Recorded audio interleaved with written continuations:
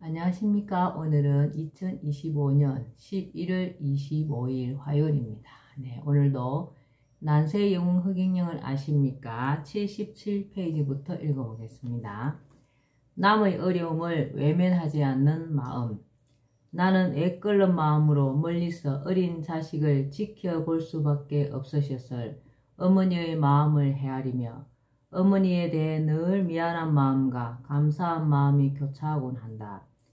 그리고 나도 자식을 향한 어머니의 마음처럼 어려움에 빠진 사람을 보면 애틋한 마음이 일어나 도와주지 않고는 배기지를 못한다. 야간 중고등학교를 다니던 시절 나는 등록금을 내지 못해 교실에서 숱하게 쫓겨났기에 등록금을 마련하기 위해 볼펜 같은 것을 팔거나 피를 뽑아주고 돈을 받는 매회를 하기도 했다. 그날도 가까스로 마련한 등록금을 가지고 학교로 가던 중이었다. 성당 앞을 지나가는데 맨발에 냄새가 진동하는 한 그린이 쓰레기통에 있는 것을 주워 먹다가 엎드려 토하는 것을 보았다. 그런데 지나가는 사람은 물론이고 성당에서 나오는 사람들 누구도 그를 거들떠보지 않았다. 나는 걸음을 멈추고 그린에게로 다가갔다. 오랫동안 씻지 않은 몸과 썩어 들어가는 발에서 냄새가 진동했다.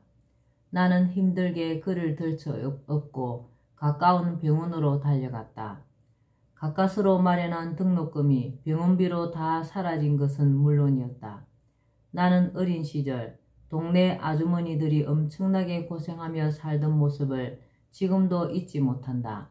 새벽부터 공동 우물에 가서 물을 길어오는 일부터 시작해 10명도 넘는 대식구의 삼시세끼 밥이며 빨래며 농사일까지 잠시도 쉴 틈이 없었고 거기다가 밤늦도록 길쌈을 하여 옷을 짓는 등 일 속에 파묻혀 살던 그 모습이 아직도 가슴속에 짠하게 남아있다.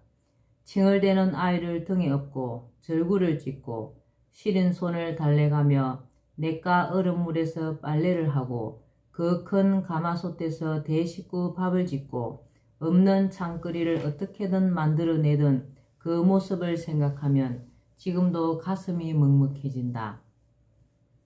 나는 그때 다짐했었다.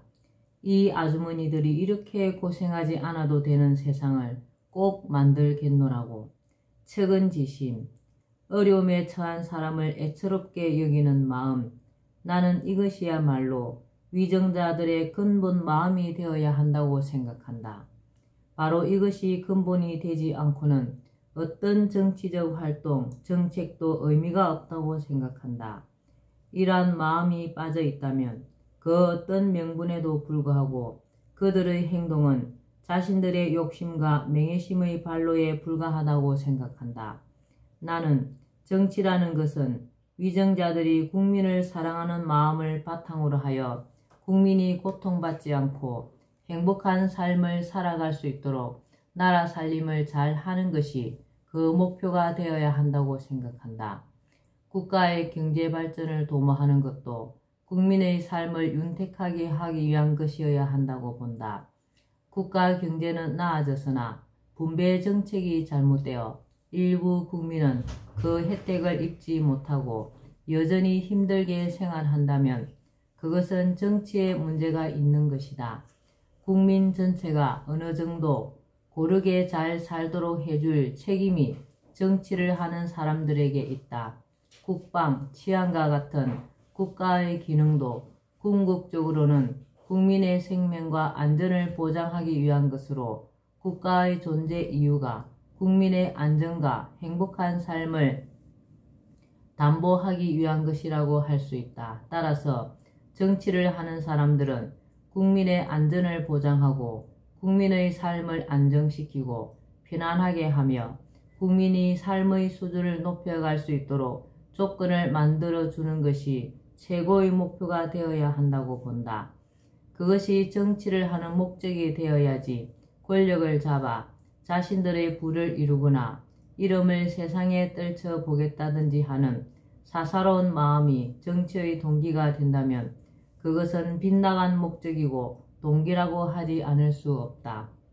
국민들이 어려움에 처하지 않도록 법과 정책을 마련하고 공경에 빠진 국민을 구하는 정책을 만들어 시행하는 것이 정치를 하는 사람들이 해야 할 일이다. 그러므로 위정자는 국민에게 봉사하는 사람이라는 인식이 필요하고 척은지심에 바탕을 둔 애민정신을 가져야 한다. 역사에서 요순 임금이나 세종대왕이 추앙받는 이유는 그분들이 백성이 편안하고 안정된 삶을 사는 것을 가장 큰 목표로 삼고 정치를 했기 때문이라고 할 수 있다. 나는 오래전부터 국가 최고 지도자의 길에 도전하고 있지만 어떤 권력을 탐하거나 개인적 야망이 있어서가 아니다. 나는 결코 인기를 얻어 개인의 영달이나 명예를 위해 권력을 잡으려는 그런 사람이 아니다. 솔직히 나는 하늘궁에서 나를 필요로 하는 사람들에게 도움이나 주면서 그렇게만 살아도 된다면 그렇게 하는 것이 더 편하고 행복하다. 그러나 나는 태어나면서부터 내 어깨에 지어진 소명을 저버릴 수 없고 사람에 대한 연민과 유독 인정이 많은 내 성정상 편한 길을 택하고 싶어도 도저히 택할 수가 없다. 망국으로 치닫는 우리나라의 앞날이 훤히 내다 보이고 산더미 같은 짐을 지고 견딜 수 없는 고통 속에 스스로 목숨을 끊는 사람들이 눈앞에 아른거리는 것을 외면할 수가 없다.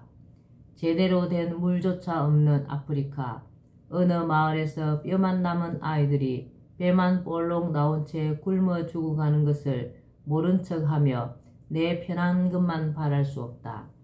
가난한 자식을 바라보는 어머니의 심정, 이것이 내가 사람들을 바라보는 마음이다. 권력에 대한 욕심 따위는 추호도 없다. 다만 목표를 실현시키려면 지도자 위치가 필요하기 때문에 국가 최고 지도자가 되려고 하고 세계 지도자가 되려는 것뿐이다. 지금까지 우리나라와 세계의 지도자들이 국민 모두가 잘 살 수 있고 생계로 고통받는 사람이 없도록 해왔더라면 굶어 죽는 사람이 없도록 하고 세계의 평화를 정착시키고 환경 지키기에 발벗고 나서서 그런 문제들을 해결했더라면 굳이 내가 나설 이유도 없었을 것이다. 삶의 질적 변화를 꾀할 수 있는 금액. 나는 국민을 중산층 이상으로 모두가 잘 살게 하기 위한 방안으로 경제를 발전시켜 나가는 시스템을 구축하고 그 시스템의 지원 아래 매월 일정 금액을 고정적으로 국민에게 지급하는 방안이 좋다고 생각한다. 그런데 이러한 지원금을 주는 것이 궁극적으로 목표하는 것은 국민의 삶을 안정시키는 것 이상으로 삶의 질적인 변화를 꾀하는 것이다. 변화에서 중요한 것은 그냥 변화가 아니라 질적인 변화를 이룰 수 있어야 한다는 점이다. 예를 들어 부부에게 1인당 50만원씩 부부 합산 100만원을 한 가정에 준다고 해보자. 100만원으로 2인 가구 생활비에 턱없이 부족하므로 반드시 일거리를 찾아야 한다. 그러면 노동에 얽매여야 한다. 따라서 그 정도는 삶의 질적 변화를 꾀할 수 없는 금액이다. 여전히 아빠는 아이들의 얼굴 볼 시간이 없고 아내와 마음 편히 여행 한번 떠나지 못한다. 혹여 완전한 실업자가 되어도 앞으로 살아갈 일에 두려움을 느끼지 않을 만큼의 돈, 설사 몸이 아파 일을 하지 못해도 결코 불안에 떨지 않도록 만들어줄 만큼의 돈, 그것은 1인당 150만원, 부부 합산 300만원 정도는 되어야 한다.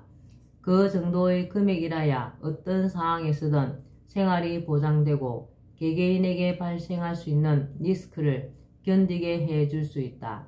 그 정도는 되어야 직장을 잃어도 마음이 덜컥 내려앉지 않는 사회, 부모님이 아파도 돈 걱정부터 하지 않는 사회, 자녀가 취직을 못해도 그래 네가 하고 싶은 일을 하면서 살아라 하고 여유있게 말할 수 있는 사회를 실현시킬 수 있다. 바로 이런 사회가 될 때 국민들은 과거와는 다른 삶의 질적인 변화를 체감할 수 있을 것이다. 정치를 하는 사람들은 누구든 국민에게 초점을 맞추고 국민의 삶에 질적 변화를 가져다 주려는 따뜻한 마음을 바탕으로 법을 만들고 정책을 수립하였으면 하는 마음이다. 누가 불신을 부추기는가? 간혹 국민들을 생각하고 우리의 난제들을 해결하려는 나의 방안, 특히 고정적 지원을 하는 방안에 대해 이렇게 반문하는 사람도 있다. 그만한 돈을 주면 일을 안 해도 얼마든지 생활이 되는데 누가 일을 하겠는가? 그러면 공장이 돌아가고 경제가 돌아가겠느냐고. 얼핏 일리가 있어 보이는 말이다. 그러나 나는 그분에게 이렇게 물어보고 싶다. 지금 우리나라에 그럴 사람이 많을까요? 아니면 그러한 지원이 필요한 사람이 많을까요? 후자가 훨씬 더 많을 것은 말할 나위도 없다. 또 어떤 이는 국민기초생활보장법에 의해 이미 복지 혜택을 받고 있다고 말할지도 모르겠다.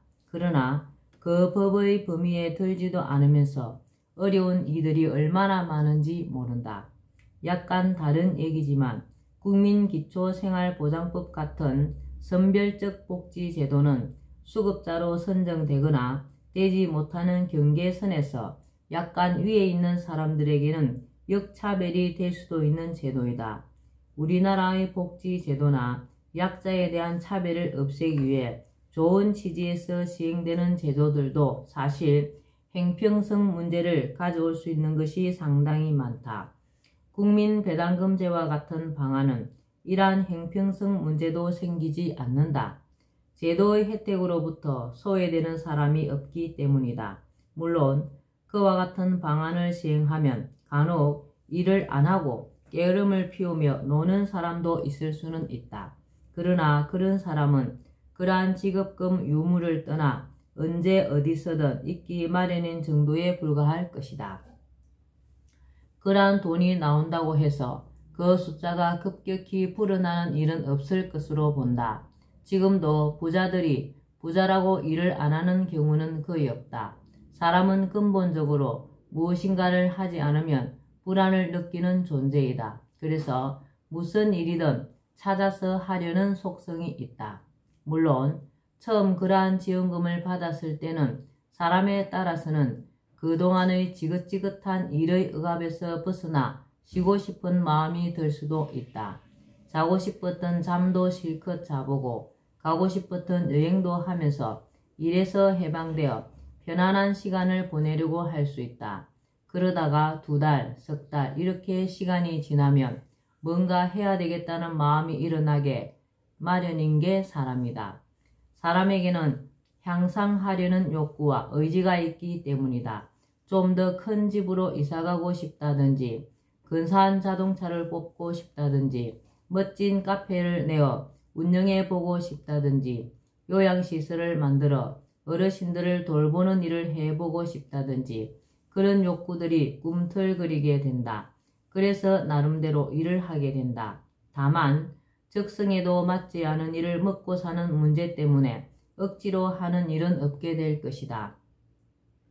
자신이 하고 싶은 일, 소질과 적성에 맞는 일을 하는 사람이 많아지리라 생각한다.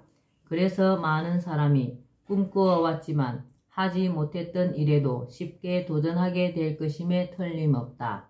예를 들어 멋진 화가가 되고 싶었지만 당장 생계 때문에 접어야 했던 그 꿈을 다시 펼칠 수가 있을 것이다.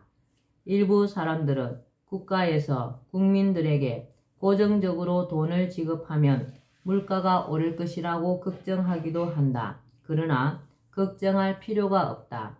기존 국가 예산 지출을 70% 정도 절약하여 시행하는 방안이므로 다른 곳을 통해 풀릴 돈이 국민을 통해 풀리는 것일 뿐 시중에 늘어나는 돈은 별 차이가 없다. 또 돈이 생겼다고 생긴 즉시 다 쓰는 사람은 별로 없다. 어느 정도 소비도 하겠지만 상당 부분은 저축을 할 것이라 생각한다.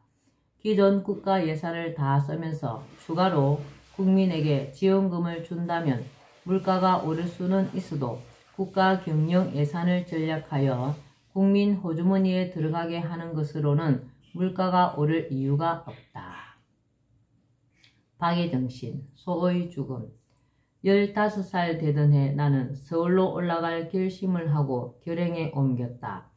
7살 때 만났던 스님의 반드시 서울에 올라가야 한다라는 말을 잊지 않고 있었을 뿐 아니라 초등학교 6학년이었던 13살 때 그동안 한문과 유학을 가르쳐 주셨던 서당 훈장님이 돌아가신 데다 초등학교 졸업 후 중학교에 들어가지 못해 학업이 중단된 상태였기에 서울로 올라가 배움을 계속해야 한다는 생각이 늘 내리를 떠나지 않고 있었다. 그러던 어느 날 20리길을 걸어 중학교를 다니는 마을의 초등학교 동기생들이 논두렁에서 쇠꼬를 베고 있는 나를 찾아왔다.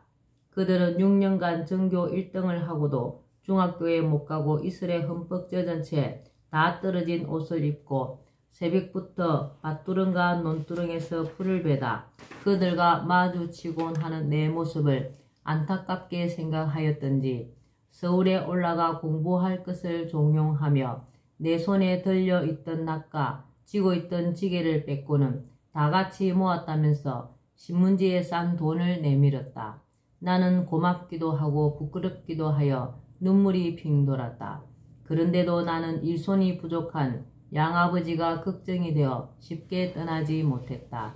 그러다가 마침내 그곳을 떠나기로 결심하게 되었는데 그것은 어릴 적부터 키운 소의 죽음 때문이었다.